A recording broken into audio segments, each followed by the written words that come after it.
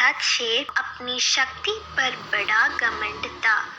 वह स्वयं को सबसे शक्तिमान समझता था, इसलिए जंगल के हर जानवरों पर अपनी गौस जमाता रहता था। जंगल के जानवर भी क्या करते, अपने प्राण सबको प्रिय थे, इसलिए ना चाहकर भी शेर के सामने नतमस्तक हो जाते। एक दिन दोपहर के समय शेर एक पेड़ के नीचे सो रहा था।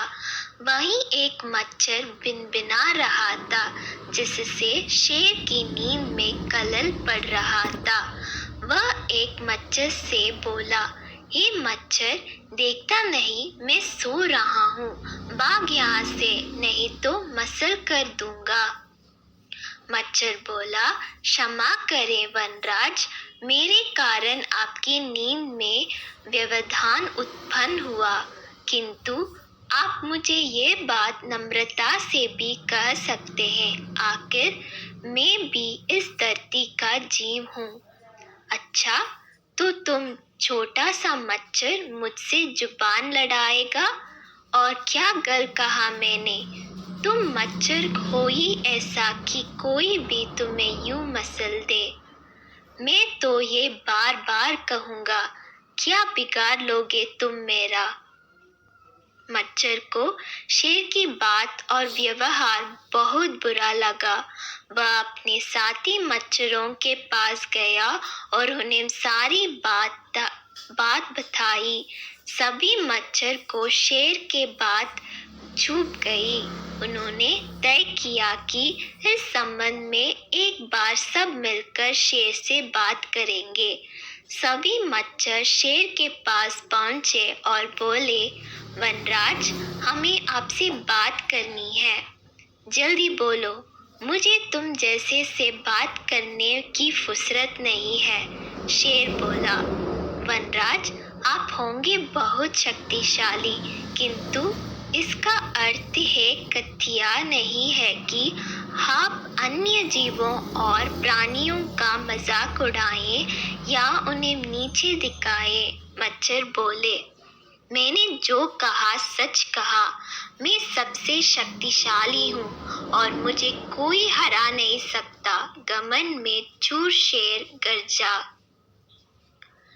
ऐसा नहीं है, अगर आप शक्तिशाली हैं तो हमें भी इतना सामर्थ्य है कि आवश्यकता पड़ने पर हम किसी का सामना कर सकते हैं और उसे हरा सकते हैं। हम आपको भी हरा सकते हैं। मच्छर भी चुप ना रहे।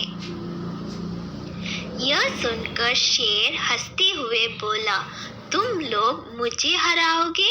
तुम लोगों की इतनी हिम्मत कि मेरे सामने आकर ये बात कहो? मेरी शक्ति का अंदाज नहीं है तुम्हें, अन्यथा ऐसा कभी नहीं कहते। अभी भी समय है, भाग जाओ यहाँ से, नहीं तो कोई नहीं बचेगा। शेर के घमंड ने मच्छरों को क्रुद्ध कर दिया। उन्होंने ठान लिया कि इस शेर को मजा चखा कर ही रहेंगे। वे सारे एकजुट हुए और शेर पर टूट पड़े। वे जगह जगह उसे काटने लगे। वह दर्द से घबरा उठा। इतने सारे मच्छर का सामना करना उसके बस के बाहर हो गया। वह दर्द से चीखते हुए वहां से भागा, लेकिन मच्छरों ने उसका पीछा नहीं छोड़ा। वह जहां भी जाता वे भी उसके पीछे जाते और उसे काटते। आखिरकार शेर को झुकना पड़ा। उसने हार मान ली। वह मच्छरों के सामने गिड़गिड़ाने लगा, मुझे बख्श दो, मुझसे गलती हो गई जो मैंने तुच्छ समझकर तुम्हारा मजाक उड़ाया और तुमसे बुरा व्यवहार किया। आज तुमने मेरा घमंड तोड़ दिया। अब मैं कभी किसी के नीचे नहीं दिखाऊंगा। मच्छरों ने शेर को सबक सिखा दिया था, इसलिए उन्होंने उसे काटना बंद कर दिया। वे बोले, घमंडी का घमंड कभी ना कभी अवश्य टूटता है। आज तुम्हारा टूटा है, घमंड करना छोड़ दो, अन्यथा एक दिन ये तुम्हें ले डूबेगा।